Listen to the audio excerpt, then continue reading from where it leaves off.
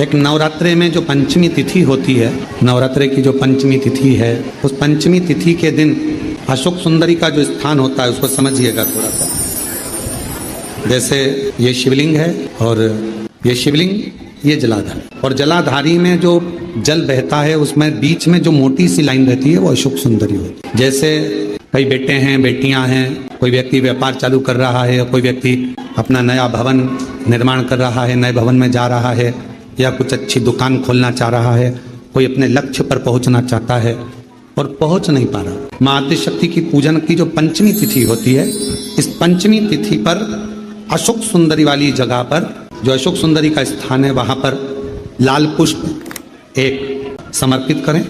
जो जलाधारी है, माँ पार्वती, जगत जननी, जगदम्बा, अम्बा, भवानी मैया, दुर्गा का हस्त कमल, इस पर 7 जगह पर कहीं पर भी लाल चंदन की बिंदी 7 स्थान पर कहीं पर भी रखना, और 1 लोटा जल शिव जी को पंचमी के दिन, नवरात्र के दिन कामना करते हुए उत्तर की ओर मुख कर अर्थात यहाँ बैठते हुए शिव जी पर जल चढ़ाना प्रारंभ करें, और अपने मन की कामना कहकर बाबा के पास में जो लाल पुष्प समर्पित करा है उस पुष्प को अशोक सुंदरी वाली जगह से वापिस लेकर आ जाए।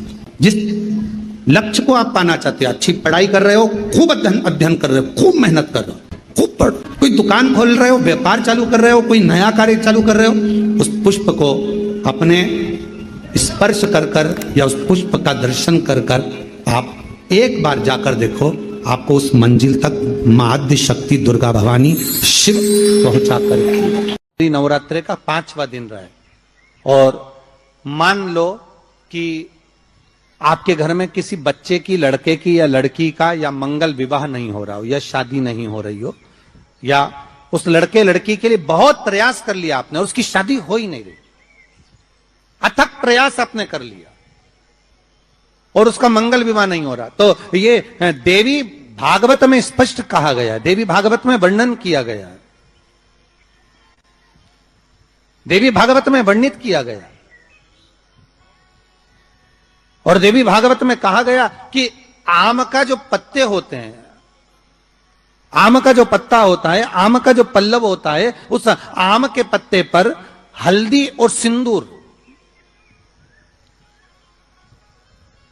इन दोनों से स्वस्तिक का निर्माण किया जाए। देवी भागवत का संवाद है, बहुत ध्यान देना महाराज। जिन कन्याओं का विवाह ना हो पंचमी के दिन, नवरात्रे की कोई सी भी पंचमी, मतलब जो पंचमी तिथि पड़ेगी, कोई भी नवरात्रा हो, चाहे वो 4 नवरात्रे में से, चाहे वो पौष का हो, अश्विन का हो, चैत्र का हो, आषाढ़ का हो, किसी भी नवरात्रे में आप कर सकते हैं। एक पान के पत्ते पर, एक ही पत्ते पर जो 2 स्वस्तिक बनेंगे, एक हल्दी का बनेगा, एक सिंदूर का बनेगा।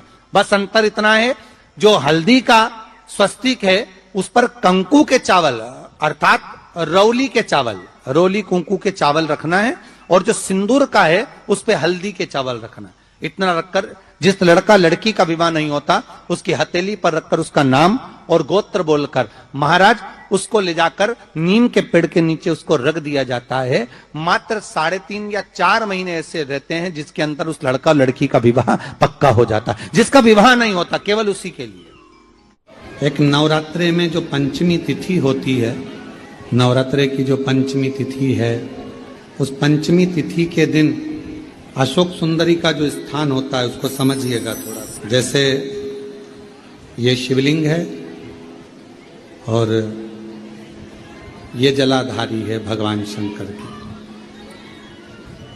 ये शिवलिंग, ये जलाधारी, और जलाधारी में जो जल बहता है उसमें बीच में जो मोटी सी लाइन रहती है वो अशोक सुंदरी होती है। जैसे कई बेटे हैं, बेटियां हैं, कोई व्यक्ति व्यापार चालू कर रहा है, कोई व्यक्ति अपना नया भवन निर्माण कर रहा है, नए भवन में जा रहा है, या कुछ अच्छी दुकान खोलना चाह रहा है, कोई अपने लक्ष्य पर पहुंचना चाहता है और पहुंच नहीं पा रहा। तो जो शारदीय नवरात्रे आते हैं, नवरात्रे में जो माँ आदिशक्ति की पूजन की जो पंचमी तिथि होती है, इस पंचमी तिथि पर अशोक सुंदरी वाली जगह पर, जो अशोक सुंदरी का स्थान है, वहां पर लाल पुष्प एक समर्पित करें। जो जलाधारी है, माँ पार्वती, जगत जननी, जगदम्बा, अम्बा, भवानी मैया दुर्गा का हस्त कमल, इस पर 7 जगह पर कहीं पर भी लाल चंदन की बिंदी 7 स्थान पर कहीं पर भी रख दी। और 1 लोटा जल शिव जी को पंचमी के दिन नवरातामना करते हुए उत्तर की ओर मुख कर कर, अर्थात यहां बैठते हुए शिव जी पर जल चढ़ाना प्रारंभ करें और अपने मन की कामना कहकर बाबा के पास में जो लाल पुष्प समर्पित करा है उस पुष्प को अशोक सुंदरी वाली जगह से वापिस लेकर आ जाए। जिस लक्ष्य को आप पाना चाहते हो, अच्छी पढ़ाई कर रहे हो, खूब अध्ययन कर रहे हो, खूब मेहनत कर रहे हो, खूब पढ़ो, कोई दुकान खोल रहे हो, व्यापार चालू कर रहे हो, कोई नया कार्य चालू कर रहे हो, उस पुष्प को अपने स्पर्श कर कर या उस पुष्प का दर्शन कर कर आप एक बार जाकर देखो, आपको उस मंजिल तक मां आद्य शक्ति दुर्गा भवानी शिव पहुंचा कर शंकर। और निवेदन करूंगा, अगर जिंदगी में थोड़ी सी तकलीफ है, दुख है, कष्ट है, परेशानी है, 5 कमलगट्टे, 5 बेलपत्र तांबे के लोटे में जल भरकर रख लीजिए। सीधे हाथ पर उस कलश को रखो जिसमें 5 कमलगट्टे और 5 बेलपत्र रखिए। श्री शिवाय नमस्तुभ्यम, इस मंत्र का 5 बार स्मरण कर कर आपको जो तकलीफ है उसको हृदय चित्त से धरकर मस्तक से कलश को लगाकर किसी एकांतेश्वर महादेव पर, किसी वृक्ष के नीचे विराजमान हो, ऐसे एकांतेश्वर महादेव पर अपनी कामना कर कर वो जल समर्पित कर दो। 1 बेलपत्र, 1 कमलगट्टा उठाकर अपने घर पर लेकर आ जाओ। जो तकलीफ बहुत ज्यादा हो रही है 5 दिन में आपको मालूम पड़ जाएगा, 5 दिन में अंतर आ जाएगा। पंचमी के दिन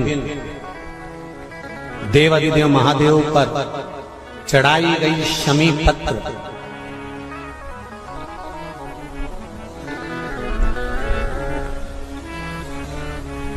शंकर भगवान पर चढ़ाई गई शमी पत्र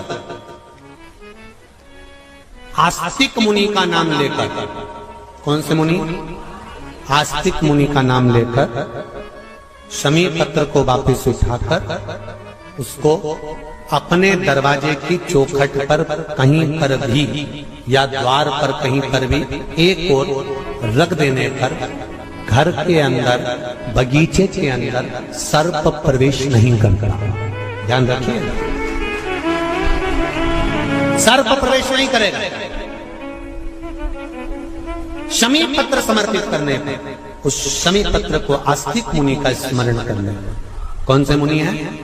आस्तिक मुनि का स्मरण करने पर भीतर घर के अंदर बगीचे में सर्प भी प्रवेश नहीं। उस शमी पत्र में जया, विषहरा, शामली वारी, दौतली और देव, ये 5 कन्याओं का भाव प्रकट हो जाता है और वो कन्याएं हमारे घर के द्वार की रक्षा करती हैं। तुम्हारे घर की बहन बेटी क्या करती है? तुम्हारे घर की बहन बेटियां क्या करती हैं? घर में बहन बेटी आती हैं तो बद्दुआ देकर नहीं जाती। घर में कन्याएं रहती हैं, बद्दुआ नहीं देती। घर की बेटियां जब दरवाजा छोड़कर शादी कर वाले दिन, विदाई के दिन अगर जाती भी हैं तो बेटियां हाथ में धान भरकर फेंक कर जाती हैं कि मेरा मायका खूब फले फूले आगे बढ़े। छापे लगाकर चली जाती हैं कि हमने हमारी जीवन की सारी दौलत, जीवन का सारा सुख अपने मायके में दे दिया है। वो बेटियां तो जया, विषहरा, शामली वारी, दौतली, देव, ये उस घर में निवास करती हैं जिससे ये घर में हम रक्षा कर सकते। 2 गुप्त नवरात्रे होते हैं, थोड़ा ध्यान देंगे। 2 गुप्त नवरात्रे होते हैं। एक गुप्त नवरात्रा यही माघ के महीने में आता है। श्रृंगी ऋषि ने इस गुप्त नवरात्रे का बड़ा वर्णन किया। श्रृंगी बाबा ने इस गुप्त नवरात्रे के बारे में बहुत कुछ बताया। श्रृंगी बाबा गुप्त नवरात्रे के लिए कहते हैं कि अगर इस गुप्त नवरात्रे के अंतर्गत 9 लाल फूल,